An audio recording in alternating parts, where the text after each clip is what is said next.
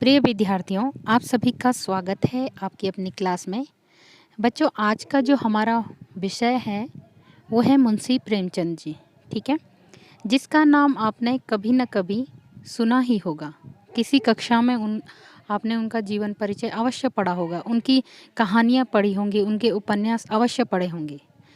तो ये एक अनजान नाम न होकर बहुत ही प्रसिद्ध हस्ताक्षर हैं ये। अब हम जो है इनकी जीवनी के विषय में बात करेंगे। जीवनी क्या होती है? किसी भी व्यक्ति की जीवनी उसको कहते हैं जिसमें उसकी जन्म, मृत्यु और उसके द्वारा किए गए कार्य को लिखा जाता है। ठीक है, आपको परीक्षा के लिए जीवन परिचय किस प्रकार से लिखना है? सबसे पहले आपको जन्म लिखना है। तो मुंशी प्रेमचंद जी का जो जन्म हुआ था 1880 और जो मृत्यु हुई थी 1936। जन्म स्थान है लमही ग्राम, वाराणसी में। ठीक है, और जो इनके प्रसिद्ध उपन्यास हैं वो सेवा सदन, निर्मला, रंगभूमि, कर्मभूमि, गबन, गोदान। ठीक है, और इनकी प्रसिद्धि का आधार है इन्होंने 300 से भी अधिक कहानियाँ लिखी हैं। ठीक है, जिनको संग्रहित किया गया है मानसरोवर नाम से।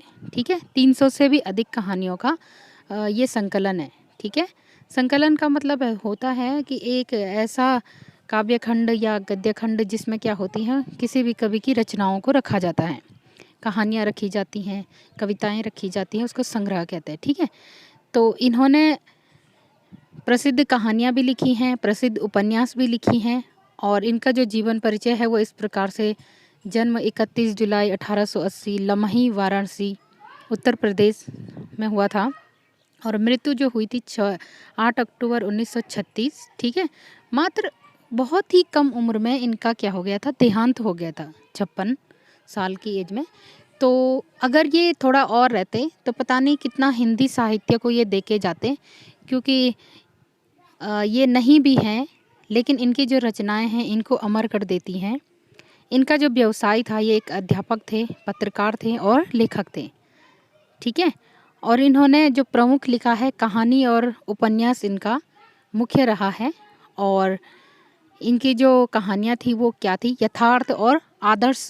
एक आदर्श होता है, आदर्श पे, और यथार्थ। यथार्थ का अर्थ ये होता है उन्होंने समाज में जो घटनाएं देखी अपने आसपास, मतलब इनकी कहानियाँ पढ़ के ये लगता है कि ये घटनाएं हमारे आसपास हो चुकी हैं या हो रही हैं, हम देखते हैं।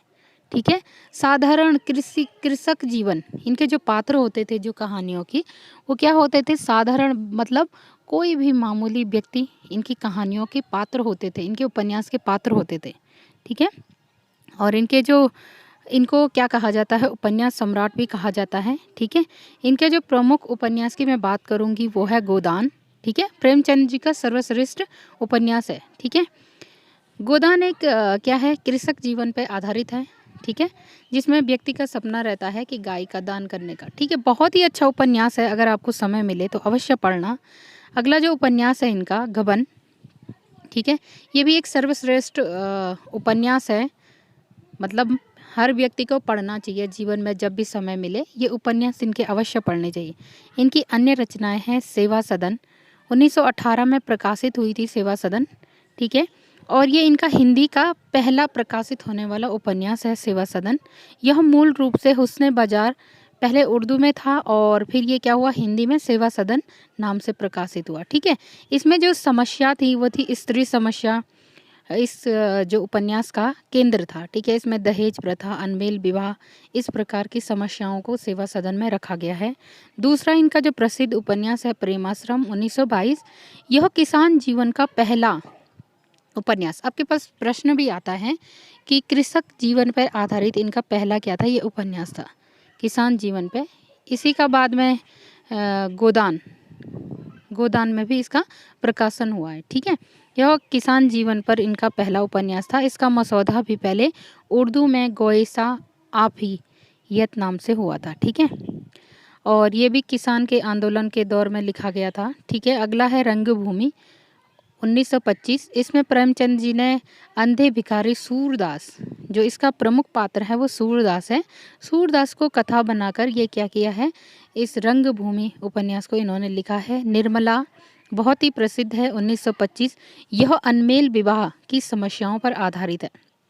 ठीक है, गबन प्रतिज्ञा। गबन जो है ये उपन्यास कथा जो है रमानाथ और उनकी पत्नी जालपा। इसके जो पात्र हैं जालपा और रमानाथ हैं, ठीक है। रमानाथ जो है एक सरकारी कर्मचारी हैं और जो जालपा है इसकी प्रमुख पात्र हैं, ठीक है। ये भी काफ़ी अच्छा उपन्यास है, आपको पढ़ना चाहिए, ठीक है। ये स्त्रियों के आभूषण के प्रति जो लगाव होता है उस पे आधारित है। कर्मभूमि यह अछूत समस्या और उनका जिस प्रकार से मंदिर में प्रवेश, इस प्रकार से जो समस्याएं हमारे समाज में हैं उस पे आधारित है। गोदान यह इनका अंतिम पूर्ण उपन्यास है जो किसान जीवन का अद्वितीय रचना है, ठीक है। इनकी पुस्तकों का अंग्रेजी में भी अनुवाद हुआ है द गिफ्ट ऑफ काओ नाम से, ठीक है। मंगलसूत्र है, ठीक है, जो इनका क्या है अपूर्ण उपन्यास है। और इनकी 300 कहानियों की बात करें, ठीक है, तो इनकी जो पहली कहानी है कि दुनिया का सबसे अनमोल रत्न, ठीक है। तो दुनिया का सबसे अनमोल रत्न तो मैं बात करूंगी कि प्रेमचंद जी हैं, जिन्होंने हमारे हिंदी साहित्य के लिए इतना कुछ किया है और इनका जो ये योगदान है ये हमेशा अमर रहेगा हिंदी साहित्य में। मिलते हैं अगली क्लास में, धन्यवाद।